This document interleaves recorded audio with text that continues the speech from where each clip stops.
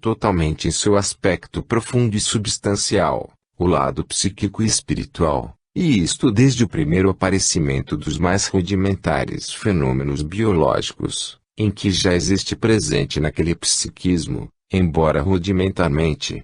A nossa biologia é de substância, não de forma. Alcançamos não a veste orgânica mutável, mas o princípio que não morre, não a aparência exterior dos corpos físicos, mas a realidade que os anima, não o que sai, mas o que fica, não o indivíduo nem as espécies em que se reagrupam as formas e se encadeiam em desenvolvimentos orgânicos, mas a expansão do conceito dirigente do fenômeno do psiquismo que vos preside, não a evolução dos órgãos, mas a evolução do eu, que vos melhora e os plasma para si, como meios para a própria ascensão. Vista assim, em sua luz interior, a biologia coincide, também na análise crua de suas forças motrizes, com o mais alto espiritualismo das religiões. Isto se dá porque as vicissitudes do princípio psíquico que evolui da ameba ao homem, são as mesmas que depois amadurecem na ascensão espiritual da consciência, que se eleva a Deus pela fé. Pois, a pequena centelha se tornará incêndio, o primeiro vagido tímido será o canto potente de todo o planeta. Aqui vedes, chegando à completa e harmônica fusão, os princípios das religiões e os métodos do materialismo, vedes reunida a aspiração, ainda que cindida, do espírito humano. As três fases de vosso universo são gama, beta, alfa. A passagem ocorre da matéria, gama, para a energia, beta, e para o espírito, alfa. As formas dinâmicas abrem-se por evolução, não na vida como entendeis, mas no psiquismo que é a causa dessa vida. Assim o fenômeno da vida assume um conteúdo totalmente novo, um significado imensamente mais alto e, ao mesmo tempo, não fica isolado, mas se concatena com os fenômenos da matéria e energia. Podemos investigar a gênese científica do princípio espiritual da vida, sem minimizar com isso, de modo algum, a grandeza e a profundidade divina do fenômeno. A energia é o sopro divino que anima a matéria, elevando-a a nível mais alto. O Pentateuco, no capítulo 2 da Gênese, diz: O Senhor Deus, então, formou um homem da lama da terra, e soprou-lhe na face o sopro da vida, e o homem foi feito alma vivente. A lama da terra é a matéria inerte, os materiais químicos do mundo inorgânico. O grande hálito que move e vivifica a matéria cósmica, isto é, micro, alma, espírito, paixão, turbilhão, não é apenas acrescentada a ela, mas funde-se com ela. Sabemos que Deus não é a potência exterior, mas reside no íntimo das coisas, e no íntimo opera, profundamente, na essência. Não atribuais corpo e hálito à divindade. Compreendei que naquelas palavras não pode existir mais do que uma humanização simbólica de uma realidade mais profunda. 52. Desenvolvimento do princípio cinético da substância. A vida é um impulso íntimo. Temos de estudar a gênese desse impulso.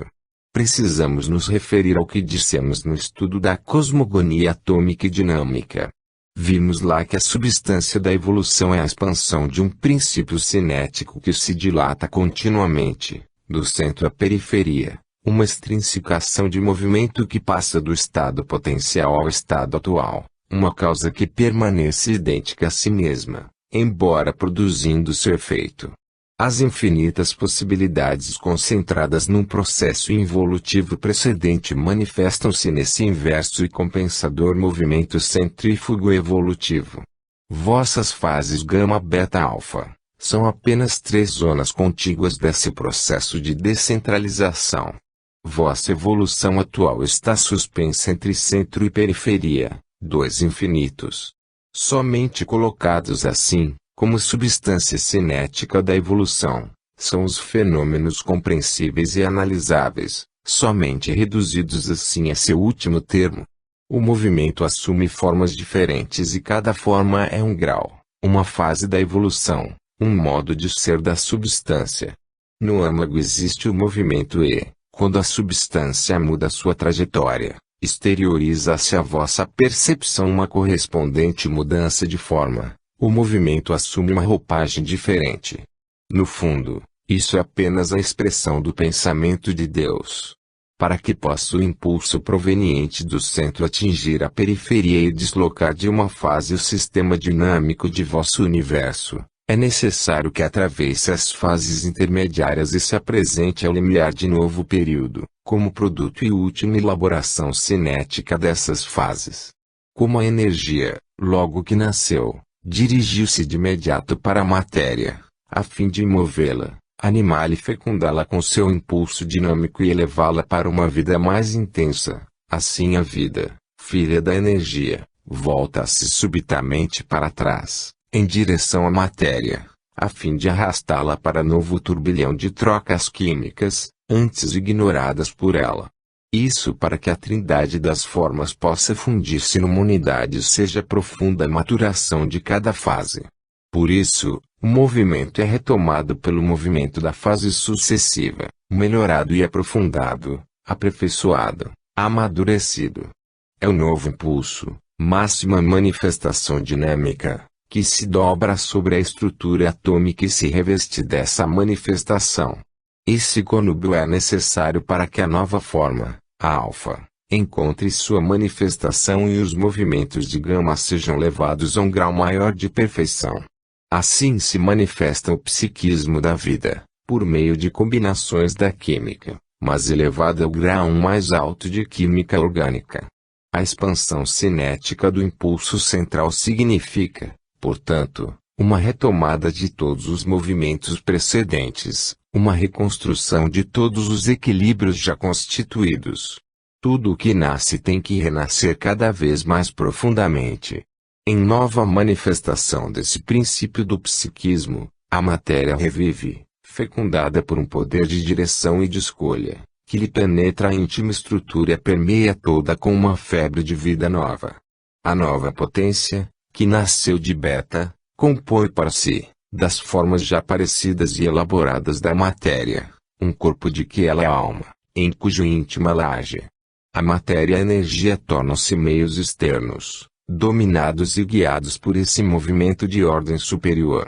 Só por esse caminho e através desse complexo trabalho de íntima e profunda maturação da matéria e da energia, isto é, complicação e aperfeiçoamento dos movimentos e dos equilíbrios da substância, o princípio do psiquismo se expande e atua no mundo dos efeitos e realizações, e fixa sua marca na caminhada evolutiva.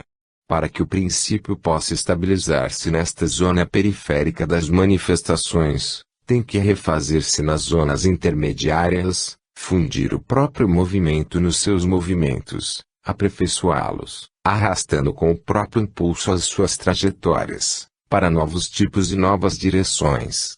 Assim, a matéria é novamente trazida para a circulação e erguida como sustentação de nova manifestação. É por meio desse amplexo e dessa fusão, é por intermédio dessa ajuda, pela qual mais estende-se para o menos, que se avança. O movimento jamais abandona as construções já estabelecidas, mas faz evoluir e aperfeiçoa-lhes o equilíbrio. A evolução é íntima, universal. Não admite armazenamento de materiais de refúgio. Essa retomada sempre em circulação ascensional constitui a natureza daquela maturação cinética da substância, e a essência da evolução. Somente agora podeis alcançar a visão completa da estrutura cinética da substância. 53. Gênese dos movimentos vorticosos. Exposta a questão em seus termos gerais, vejamos, agora, mais particularmente, que mudanças assume o movimento no ponto de passagem de beta a alfa. Vimos em gama que, ao abrirem-se as órbitas dos elétrons, estes escapulem delas, gerando beta. Vimos em beta, a onda extinguir-se, com a progressiva extensão de seu comprimento e diminuição da frequência vibratória. Na última fase de degradação a onda se tenderia a tornar-se retilínea, se pela natureza qualquer reta não fosse uma curva, como toda trajetória circular é uma espiral que se abre ou se fecha. Vejamos agora como esta onda amortecida penetra no edifício atômico. O princípio cinético da vida é único em vosso universo, constituído pela forma dinâmica, eletricidade, na última fase de degradação. Em virtude da natureza da energia, que está em contínua expansão no espaço, o princípio da vida difunde-se por toda parte, tal como a luz e as outras formas dinâmicas. Ele propaga-se como forma vibratória, até que encontre uma resistência numa aglomerada massa. Assim, a energia que, por sua natureza, espalhou-se nos espaços, portanto é onipresente, atinge qualquer condensação de matéria. Então, penetra na íntima estrutura planetária, justamente porque a direção retilínea é a que possui o máximo poder de penetração. As trajetórias cinéticas apresentam respostas diferentes a essa penetração eletrônica, de acordo com seu tipo de natureza. O primeiro germe da vida, por isso, é universal e idêntico, sempre aguardando o desenvolvimento, um desenvolvimento que só chegará a realizar-se quando se verificarem circunstâncias favoráveis, um desenvolvimento que, embora partindo do mesmo princípio, manifestar-se-á diferentemente, de acordo com as diferentes condições do ambiente. Onde beta toca em gama, esta exulta num novo girar íntimo, onde beta une-se a gama, nasce alfa, a vida, princípio de dualidade e trindade. Conforme a natureza e reações da matéria, varia o fenômeno, e aparecem, enfim, as diferentes manifestações do mesmo princípio, único e universal. Que perturbação ocorre, então, no edifício atômico? Vimos que, na desagregação da matéria existe um trem de elétrons, sucessivamente lançado fora do sistema planetário atômico em demolição. Justamente isso constitui a gênese das formas dinâmicas. Quando esse trem de unidades que se impelem mutuamente atinge, como uma flecha, o equilíbrio normal atômico, produzido pelo girar das órbitas eletrônicas em redor do núcleo, o edifício atômico fica profundamente perturbado. Esse fenômeno só pode verificar-se quando beta tem atingido seu grau máximo de evolução, isto é, de degradação dinâmica, mínima frequência vibratória e máximo comprimento de onda, porque até que os tipos dinâmicos assumam a forma vibratória ondulatória, não tem suficiente potência de penetração e deles não pode nascer a vida. Então, o momento da gênese é dado por um equilíbrio exato de forças. Pelas resultantes desse equilíbrio é dado o desenvolvimento da vida e de suas formas. Como vimos ser a química inorgânica reduzível a um cálculo matemático de mecânica astronômica, assim é a constituição íntima da vida, embora resultante de sistemas de forças extremamente mais complexos. Então, somente um trem de elétrons que constituem energia elétrica extremamente degradada, isto é, somente beta quando chegou ao último limite evolutivo de suas espécies dinâmicas, pode trazer mudanças radicais à íntima estrutura do átomo, mudanças não casuais, desordenadas, caóticas, mas produzidas por nova ordem de movimentos, mais complexa e profunda. Os deslocamentos cinéticos da substância obedecem constantemente a uma lei de equilíbrio e são resultantes de impulsos precedentes, constituem sempre uma ordem perfeita, em que estão equilibradas ação e reação, causa e efeito. Isto se verificou na projeção dos elétrons da desintegração atômica radioativa, gênese da energia. Isto se verifica agora nos deslocamentos interatômicos devidos à ação dos novos elétrons que chegaram. Detenhamo-nos um momento nesta reaproximação entre eletricidade e vida, para compreender por que, exatamente, essa força está colocada no início da nova manifestação. Sabeis que o equilíbrio interno do átomo e as órbitas de seu sistema planetário são regidas por atrações e repulsões de caráter elétrico. É o balanceamento entre esses impulsos e contra-impulsos que lhe mantém a estrutura numa condição de estágio exterior. Por se nada se presta tanto a deslocar o equilíbrio do sistema e a penetrar nesse movimento, quanto à intervenção de novo impulso ou ação da natureza elétrica. Assim, A eletricidade enxerta-se na vida e a encontrareis sempre presente, especialmente se a considerais, como vos disse, em seu íntimo dinamismo motor. Embora aperfeiçoando-se, como tudo se aperfeiçoa por evolução, isto é, adquirindo em qualidade o que perde em quantidade, por uma degradação paralela dinâmica, que vimos, também na vida subsiste sempre a fonte original de natureza elétrica. Ela origina todos os fenômenos nervosos que o guiam e sustentam o funcionamento orgânico. Na base da vida existe integralmente um sistema elétrico de fundamental importância, que preside a tudo. A eletricidade permanece sempre como centro animador e substância interior da vida, da qual ela assume sempre a função central diretora, a mais importante.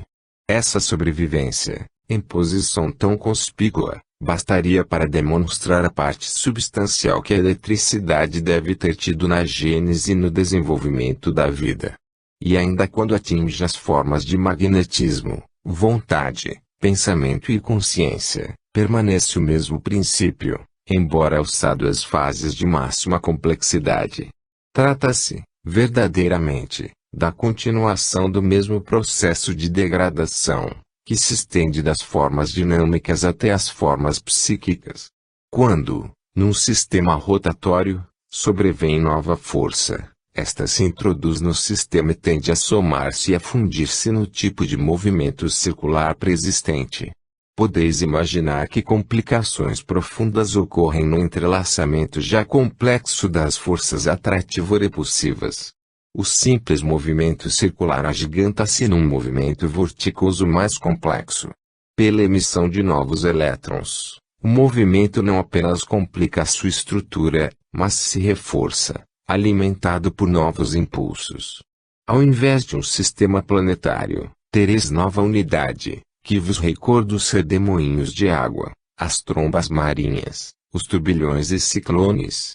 O princípio cinético de gama é retomado, assim, por beta, numa forma vorticosa muito mais complexa e poderosa. Nasce, dessa forma, nova individuação da substância, desta vez verdadeiro organismo cinético, em que todas as criações, conquistas, ou seja, trajetórias e equilíbrios precedentemente constituídos, subsistem, mas coordenando-se. Veremos como o tipo dinâmico do vórtice contém, em embrião, todas as características fundamentais da individuação orgânica e do eu pessoal. Nesta nova forma de movimento, organização de sistemas planetários, coordenação complexa de forças, na própria instabilidade da nova construção e na rapidez das contínuas trocas com o ambiente, em seu mais intenso devenir de equilíbrio que, mesmo mudando, sempre reencontra o seu fio condutor, revela-se aquele psiquismo, o mais requintado dinamismo com que energias surge na vida. Princípio novo, mas filho dos precedentes, simples expansão de potências concentradas no estado de latência, novo modo de existir da substância, que atingiu a periferia das manifestações. A primeira expressão de alfa assume, então, a forma do vórtice. O tipo do movimento do átomo físico combina-se consigo mesmo em movimentos mais complexos por obra da nova emissão dinâmica. O termo sânscrito vivarta significa exatamente esse processo, que desde a concepção hindu até as mais modernas hipóteses científicas, exprime a substância dos fenômenos do universo. Mas a essência de alfa não é o vórtice. Este é apenas sua manifestação, a forma exterior de que se reveste aquele princípio imaterial. O espírito, a alfa, está na substância. Esta é movimento, velocidade, é aquilo que movimenta, guia, anima e dirige o vórtice, sem o qual este perderia seu tipo, sua resistência e se extinguiria, reabsorvido nem diferenciado. Não encontrais e, portanto, não podeis observar senão fenômenos, isto é, refeitos, manifestações. Somente podeis tocar a exteriorização do princípio e, apenas a partir dela, podeis penetrar o centro e encontrar a causa. Digo isto a fim de evitar dúvidas e mal-entendidos. Se beta já o era, Alfa é muito mais um princípio absolutamente imaterial, que permanece sempre distinto da matéria, embora anime e a mova de seu centro. Aliás, já vos disse que a matéria é a velocidade que o átomo, como o elétron, é um sistema de forças, então não se pode entender por vórtice, mesmo no sentido mais material, senão um movimento que arrasta consigo outros movimentos. Vosso separatismo, que divide corpo e espírito, portanto, não tem sentido, especialmente como antagonismo. Trata-se apenas de dois polos do ser, de dois extremos, que se comunicam por constantes trocas e contatos, de uma zona de trajetória em caminho. Vossos conceitos habituais não têm mais nenhum significado, quando se olha no âmago das coisas. Se me perguntais, por que Alfa, o espírito, manifesta-se nesse momento do transformismo evolutivo e que relações possa ter a origem dos movimentos vorticosos com o surgimento da consciência? Eu vos direi, se a fase beta conquistou a dimensão tempo, agora a imersão do movimento de beta no movimento de gama representa a construção de edifícios, verdadeiros organismos dinâmicos, que constituem as manifestações de novo princípio de coordenação e direção de movimentos. Isso significa a gênese da nova dimensão consciência. A consciência, que hoje é de superfície e analítica, transformar-se-á em um organismo ainda mais complexo de movimentos vorticosos, numa animadora de nova potência, a dimensão superconsciência sintética de intuição, a dimensão volumétrica, máxima de vosso sistema. Então a matéria se desmaterializará de sua forma atômica e o ser sobreviverá além do fim de vosso universo físico e de suas dimensões. 54. A teoria cinética da gênese da vida e os pesos atômicos. Procuremos pesquisar na realidade dos fenômenos alguns efeitos desta íntima transformação de movimento, da qual nasce a vida e se manifesta seu psiquismo, transformação da química inorgânica em química orgânica. Neste campo, existem fatos que podem demonstrar-vos a realidade daquela que podeis tomar como teoria cinética da gênese da vida, compreendida como manifestação devida a uma emissão de radiações dinâmicas de composição eletrônica no sistema planetário atômico. Nem todos os átomos reagem igualmente ao mesmo impulso, nem todos estão igualmente prontos para serem arrastados no ciclo da vida. A resistência à penetração eletrônica não é constante para os vários corpos simples, mas muda exatamente de acordo com o seu peso atômico. Este fato tem um significado importante. A radiação eletrônica pode atacar todos os átomos, mas os mais leves são mais rápidos a obedecer. Essa capacidade receptiva vigora em razão inversa de seu peso atômico. Escalonando os corpos simples, de acordo com o peso atômico progressivo, como na série estequiogenética, verificais que é máxima para os pesos atômicos mínimos, e mínima para os pesos atômicos máximos, a capacidade desses corpos simples de ficarem ligados em círculo, ou seja, de serem transportados, através do turbilhão vital, numa vida breve, imensamente mais rápida e intensa do que sua própria vida, o que significa receber no próprio âmbito cinético a radiação eletrônica que lhe intensifica o ritmo. Porque, então, o peso atômico é base da escolha dos materiais de sustentação da vida. Porque o trem eletrônico encontrará menor resistência para penetrar nos sistemas atômicos mais simples, com uns poucos elétrons, do que naqueles mais complexos, com muitíssimas órbitas eletrônicas. Vimos que, do HU, o aumento de peso atômico significa progressiva saída do núcleo e estabilização das órbitas de sempre novos elétrons, até o máximo de 92, além do qual o sistema atômico se desagrega.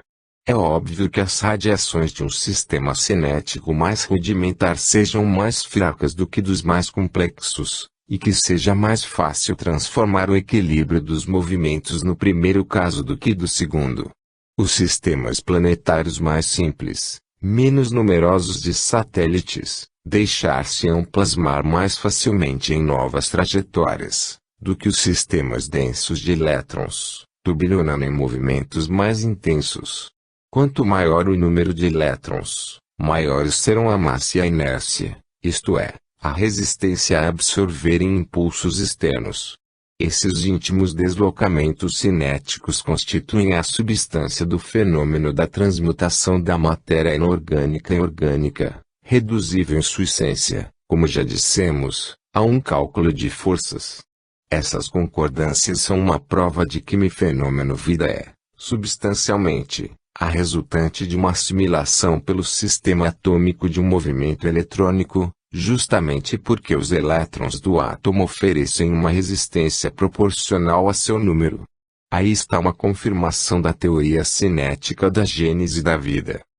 Se observarmos os corpos simples, não mais, como vimos, na química inorgânica, mas como eles se comportam na química orgânica, ou seja, a maneira como eles são admitidos e tolerados no organismo vivo, vemos que H, C, N, U, a que correspondem os pesos atômicos 1, 12, 14 e 16, os mais baixos da escala, são os corpos fundamentais da vida, como também são os mais largamente difusos na atmosfera, onde nasce a vida em vosso planeta no período da gênese vital: hidrogênio, carbono, nitrogênio e oxigênio, no estado de vapor d'água, H2O, de gás carbônico, CO2, e no estado livre, NO.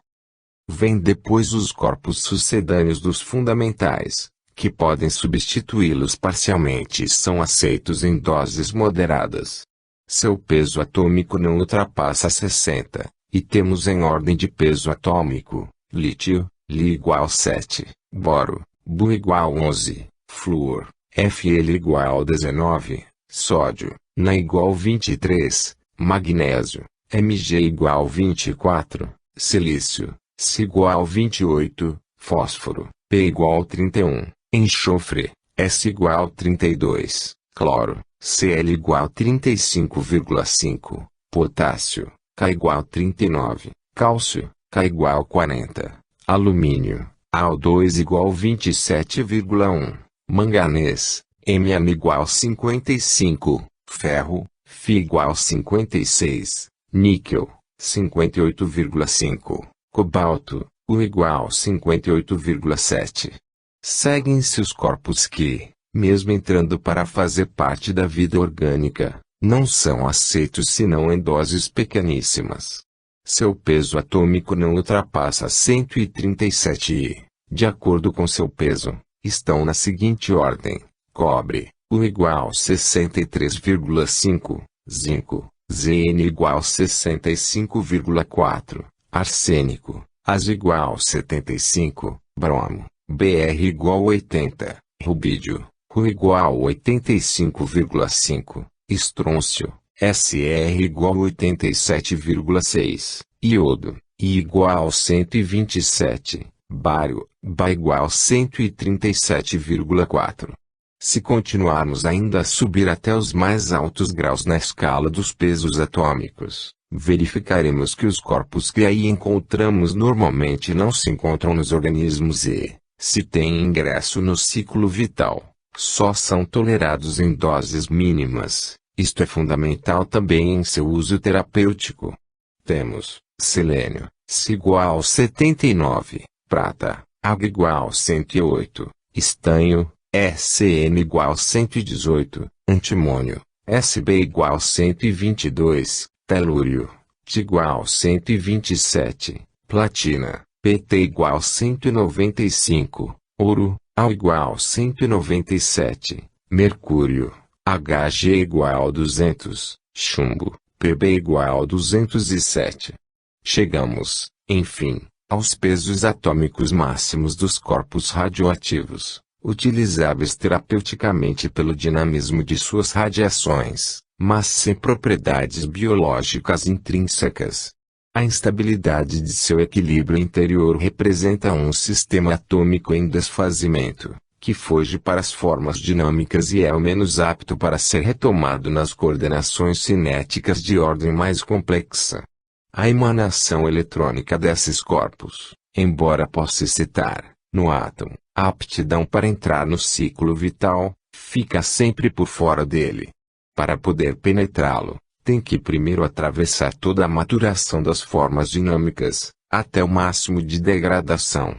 Temos, pois, polônio, Pu igual 210, rádio, Ra igual 226, tório, TH igual 232,4, urânio, U igual 238, ou seja, os corpos de sistema atômico mais complexo com órbitas mais numerosas, os mais resistentes a qualquer penetração cinética, justamente porque essas órbitas são lançadas e abrem-se na periferia, em direção exatamente contrária ao trem superveniente de radiações elétricas de onda degradada. 55. Teoria dos movimentos vorticosos. Vimos como o trem eletrônico da onda dinâmica degradada ataca o edifício atômico, penetra-o e desloca-lhe o equilíbrio íntimo, e como, por essa emissão dinâmica, o sistema planetário de forças se transforma num sistema vorticoso. Este é o germe da vida em sua estrutura cinética.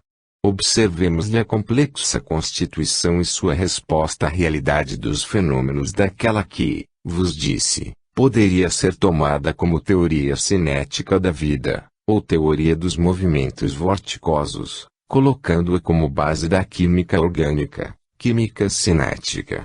Antes de tudo, observai minha colocação do problema da vida, totalmente diferente da ciência. Esta procura, na evolução, a origem das formas. Eu, ao invés, exponho a origem dos princípios, a causa pelas quais as formas são modeladas como última consequência. Por aí se conclui que, enquanto a ciência se move na multiplicidade dos efeitos e fica do lado de fora dos fenômenos, eu atinjo a unidade e penetro no âmago das causas. É lógico que, alcançando a substância dos fenômenos, a química deva transformar-se até atingir a abstração filosófica. Também é lógico que, evoluindo vossa ciência de sua atual forma exterior e de superfície, até sua mais completa forma de ciência substancial e profunda, deva transformar-se em ciência abstrata, aproximando-se daquela unidade fundamental em que os conceitos da matemática, da filosofia, da química, da biologia etc., são uma só coisa. Aprofundemos, pois, o problema da gênese dos princípios da vida. Sabeis que os vórtices giram em torno de um eixo, que é em redor desse centro múltiplo que se desloca a série dos equilíbrios instáveis do sistema. Esses equilíbrios, com uma diferença fundamental dos daquele do sistema atômico, renovam-se continuamente, a cada instante demolindo-se e reconstruindo-se. O eixo é a alma do sistema atômico vital, assim como o núcleo é a alma do sistema atômico inorgânico. Quando um trem eletrônico ataca um átomo depois do outro, não altera apenas a trajetória dos satélites do sistema, mas atinge os núcleos, embora fossem estes antes centros de sistemas separados, ele os funde agora em cadeia, num sistema cinético único. Já se começam a entrever as primeiras características do novo organismo de forças, as características fundamentais da vida. A penetração eletrônica quebrou os sistemas dinâmicos fechados dos átomos, combinou-os junto num sistema dinâmico múltiplo aberto. A linha e a direção do eixo são geradas e governadas pela onda degradada que, propagando-se no espaço, encontra um aglomerado de átomos e arrasta os sistemas eletrônicos deles, equilibrando os núcleos em cadeia. Eis porque apenas a onda degradada pode gerar nos amontoados de átomos o vórtice genético da vida. Ora, esse eixo do vórtice representará, na vida, a linha de metabolismo, função universal e fundamental do mundo orgânico. A direção do contínuo processo de assimilação e desassimilação é a própria direção da onda, provocada por aquele impulso que vimos ser irreversível. Na vida, o metabolismo é a expressão da linha irreversível da evolução. Vede como nenhuma característica, mesmo a mais embrionária e longínqua, destrói-se, ao contrário, Em cada uma delas está contido o germe dos grandes desenvolvimentos. O mundo dinâmico de Beta contém, à maneira de semente, todo o desenvolvimento da vida, todas as notas fundamentais da grande sinfonia. Aquela simples trajetória ou direção se desenvolverá num princípio diretor, com objetivo, numa individualidade e personalidade, no psiquismo.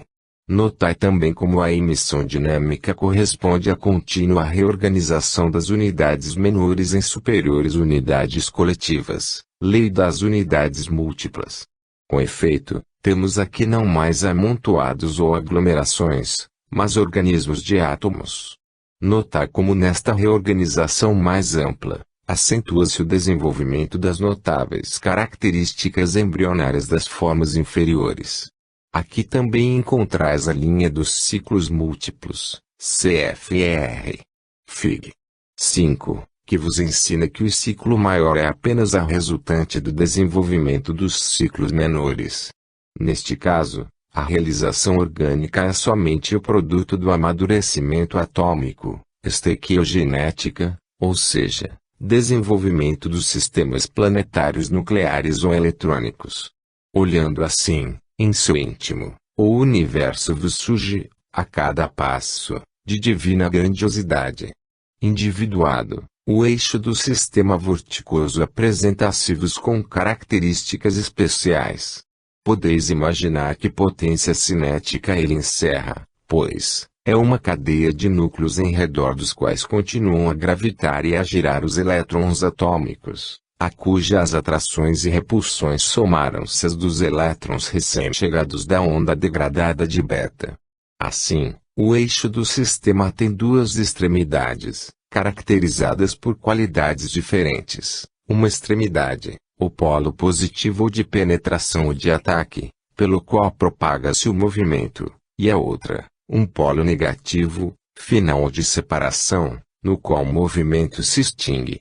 A linha de propagação da energia, que se torna eletricidade, sinal mais e menos, está para tornar-se vida, o princípio do nascimento e da morte.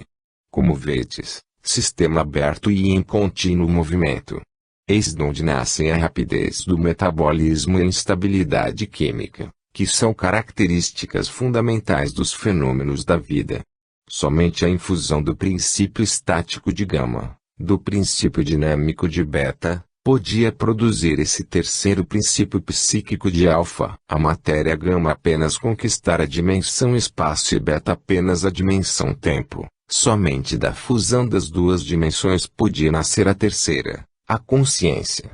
Pois este é o primeiro sistema cinético atingido pela substância que, sendo aberto em movimento, distingue o interno do externo, ou seja, contém o princípio da distinção entre o eu e o ambiente, afirmando sua individualidade e projeta-se para o exterior, para fora de si, ato fundamental, base da percepção e do desenvolvimento da consciência.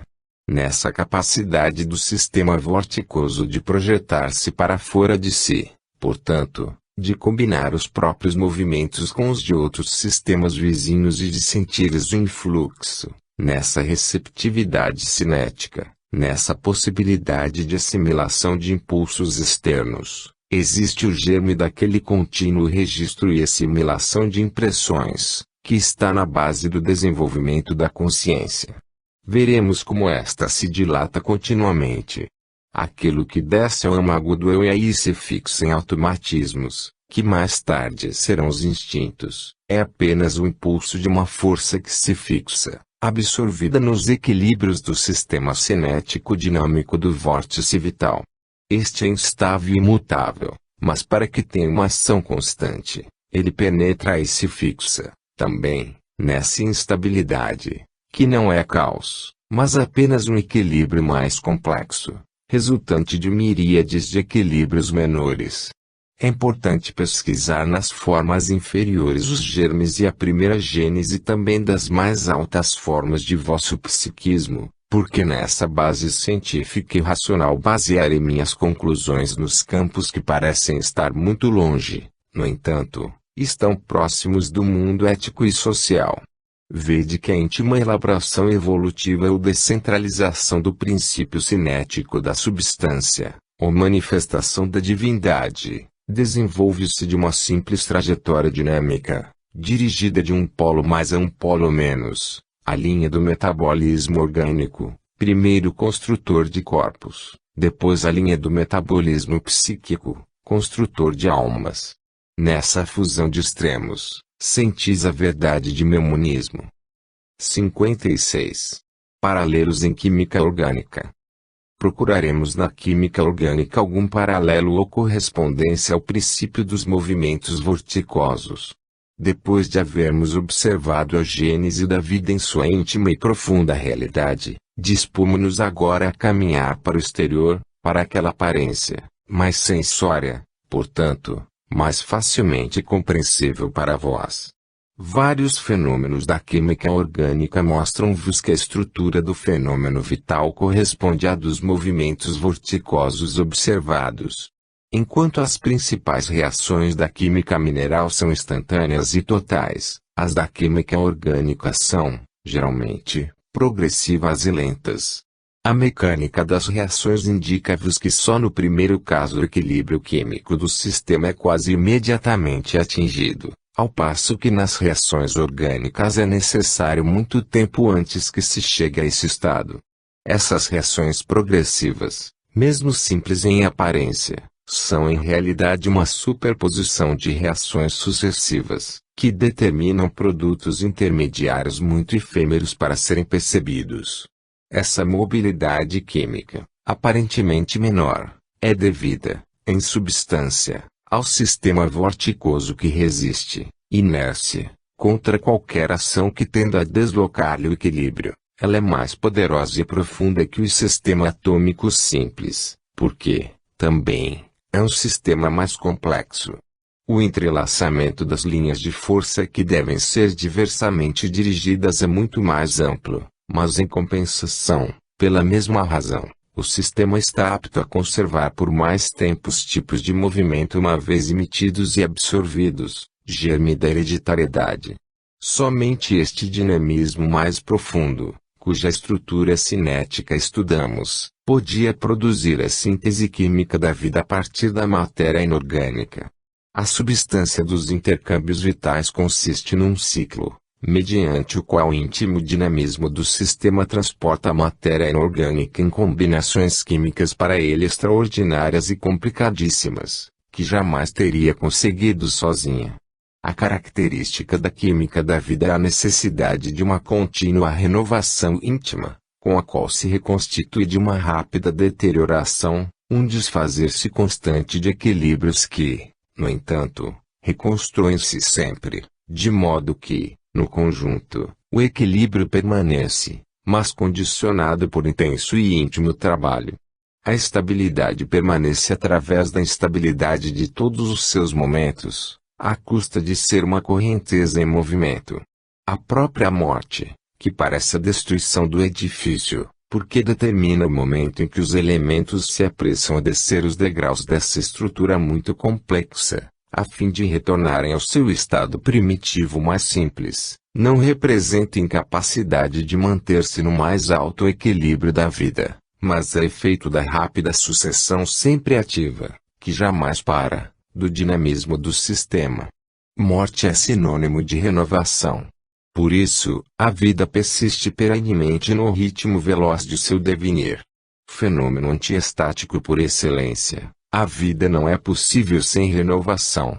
O processo vital é a resultante evidente do movimento contínuo de introdução e expulsão, de associação e de desassociação, de anabolismo, assimilação, e de catabolismo, desassimilação, o que leva à regeneração constante das células.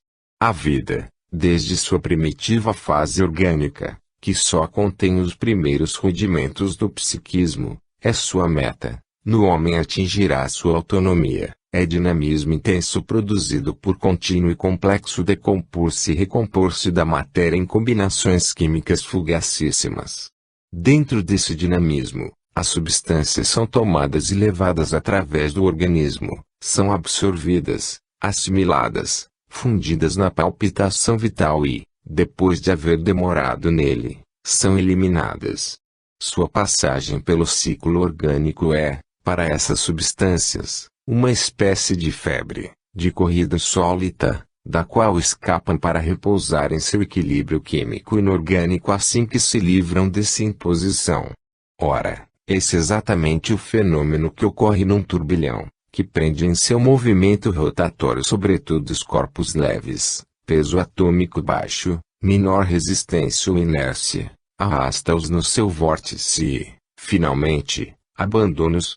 Acontece isso enquanto, constantemente, muda o material constitutivo do turbilhão, embora conserve independente sua individualidade. Quem mantém intacto, num e noutro caso desses dois fenômenos afins, esse equilíbrio superior, enquanto dentro de si os edifícios atômicos passam rapidamente de um sistema de equilíbrio a outro. Quem dá a essa instabilidade o poder de manter-se indefinidamente, de retificar-se, de reconstituir-se a força de resistir contra todos os impulsos contrários, que tendem a trazer desvios. O fenômeno da vida não é fenômeno transitório nem acidental. Seus equilíbrios instáveis não são meros acasos químicos, porque eles se fixaram substancialmente no caminho da evolução. Onde se encontrará essa nova capacidade de autonomia, absolutamente desconhecida no mundo da química inorgânica, senão na estrutura especial cinética dos movimentos vorticosos? Diante do insuperável determinismo da matéria, encontramo-nos aqui nos primeiros passos daquela ascensão que levará, na fase de consciência, ao livre-arbítrio, uma novíssima liberdade de movimentos que, no entanto, não destrói equilíbrio nem a estabilidade integral do sistema. Sem dúvida o movimento vorticoso enfeixa o processo típico de isolamento, no ambiente, de um sistema de forças, portanto, princípio da individualidade.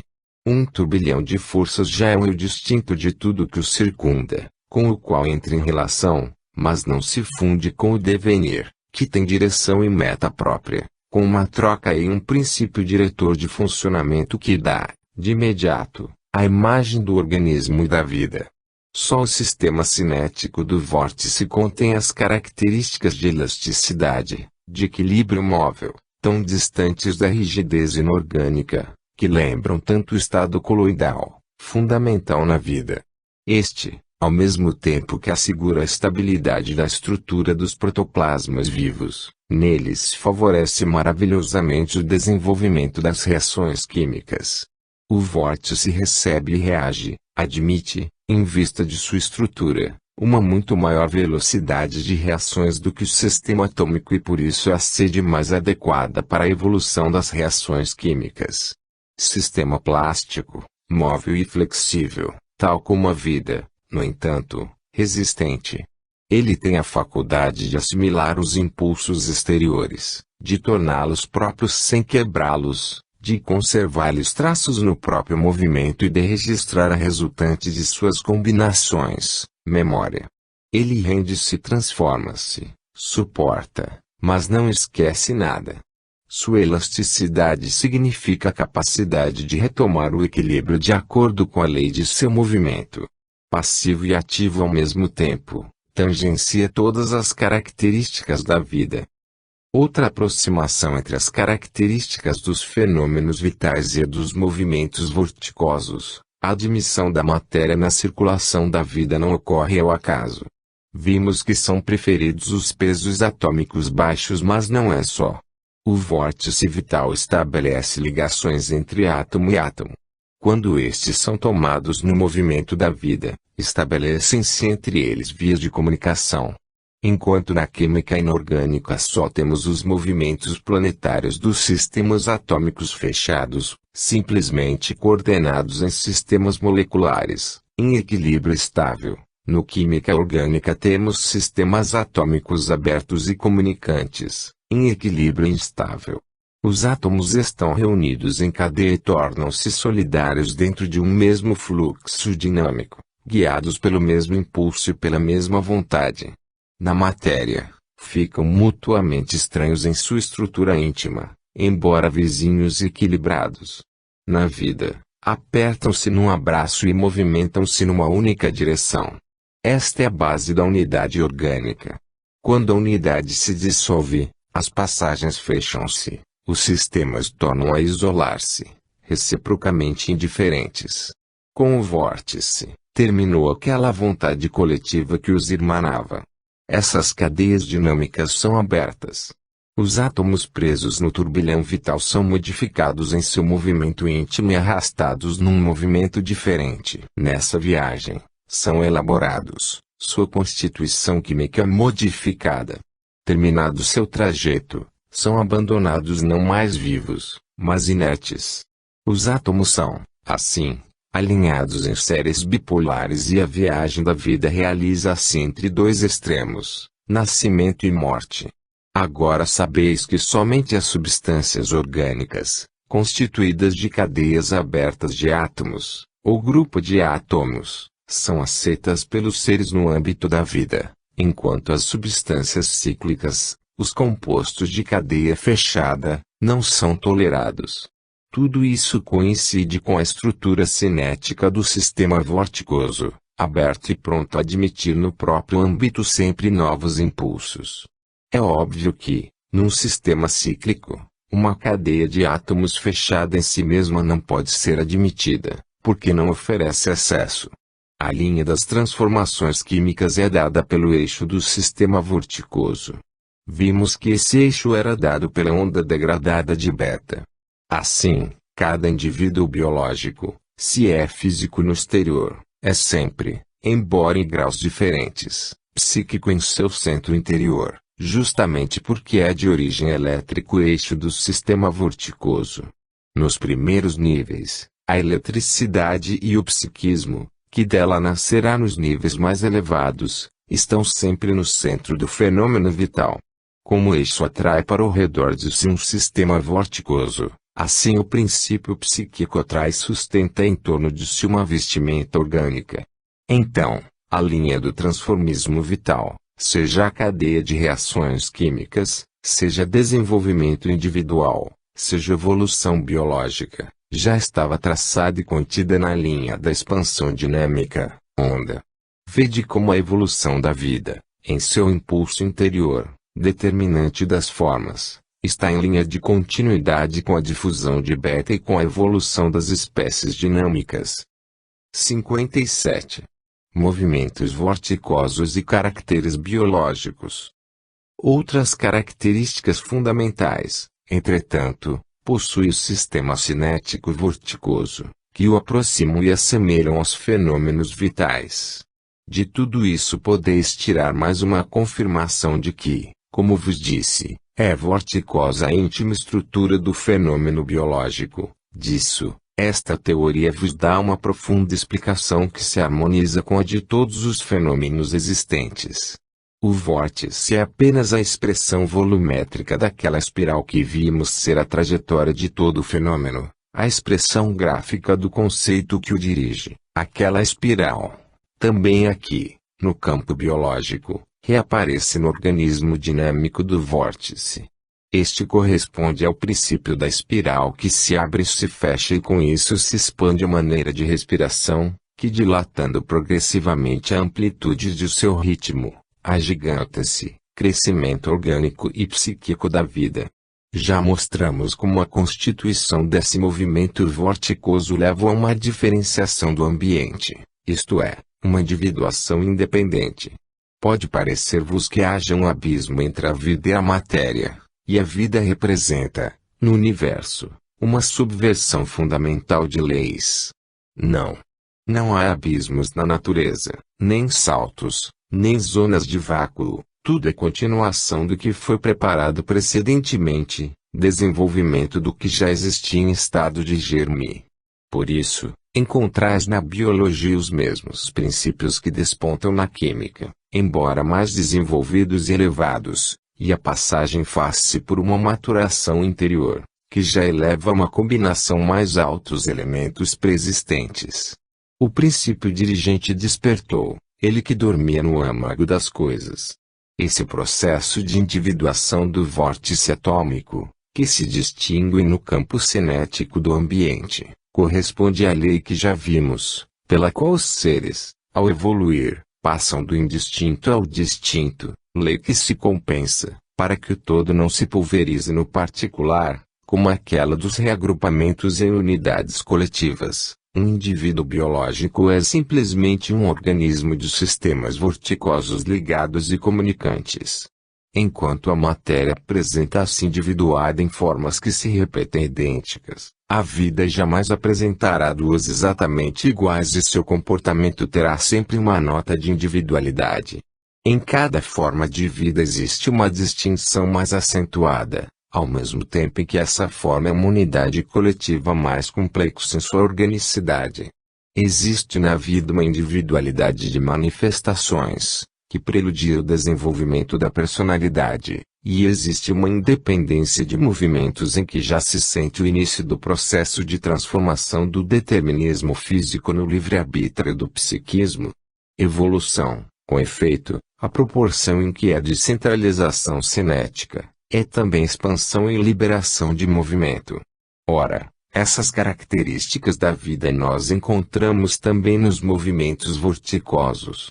Um caso de movimentos vorticosos mais concreto e mais susceptível de observação, para vós, é encontrado nos turbilhões, ciclones, sorvedouros, trombas marinhas e outros semelhantes.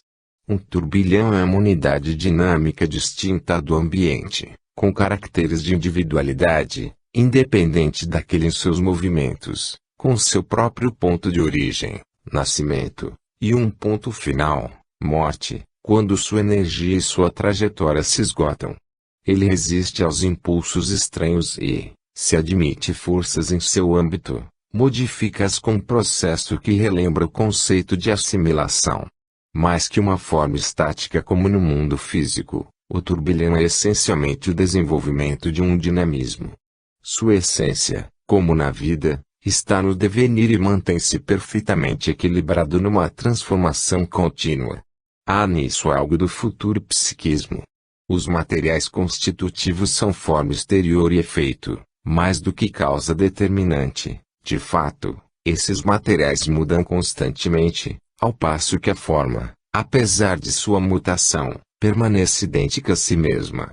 O tipo da forma permanece, embora esta se modifique também o material constitutivo que atravessa. Este transforma-se numa correnteza contínua, que já vos fala daquele metabolismo, nota fundamental do mundo orgânico. Este se apresentará com sua característica fundamental de saber absorver e utilizar as energias ambientais disponíveis. No turbilhão existe, portanto, uma troca, um poder de assimilação e, em sua capacidade de resistir aos impulsos externos, existe, em embrião, o que será o instinto de conservação. O vórtice eletrônico é simplesmente um turbilhão. O que atravessa seu sistema cinético são os átomos em constante substituição, no qual, eles se transmitem os caracteres essenciais, que não são os de suas propriedades físicas e químicas, mas aqueles que o sistema cinético, em que esses átomos são presos, confere a seu íntimo movimento. A natureza, já dada, daquele sistema, é uma capacidade, a priori, de entrar diversamente em combinação, segundo os vários tipos de movimento que o ambiente oferece. Isso será a capacidade de escolha, ou o poder de transformar diversamente, segundo o tipo orgânico, os próprios materiais do mundo exterior. Mesmo a substância formará tecidos diferentes e órgãos, de acordo com o organismo que os tiver tomado em circulação. O princípio de inércia, que dirige este como todos os outros sistemas cinéticos, contém o germe da resistência às variações e do mesoneísmo. Nesta absorção de materiais existe também projeção de forças e comunicação com o exterior por parte da individuação. O vórtice não é mais sistema cinético fechado, mas aberto. Esses caminhos abertos para o exterior serão os caminhos da sensibilidade e da percepção que permitirão, num primeiro nível, simplesmente orgânico, a síntese proteica, depois, a assimilação, num nível mais alto, o acréscimo contínuo daquele núcleo psíquico, já que o turbilhão contém em germe, até a maravilhosa dilatação de consciência que o homem alcançou, e além disso, o turbilhão tem uma vontade de reação que não é apenas resistência à deformação, mas é princípio ativo, que projeta para o exterior e modifica o ambiente. Eis o germe da atividade humana que, modificando-se de acordo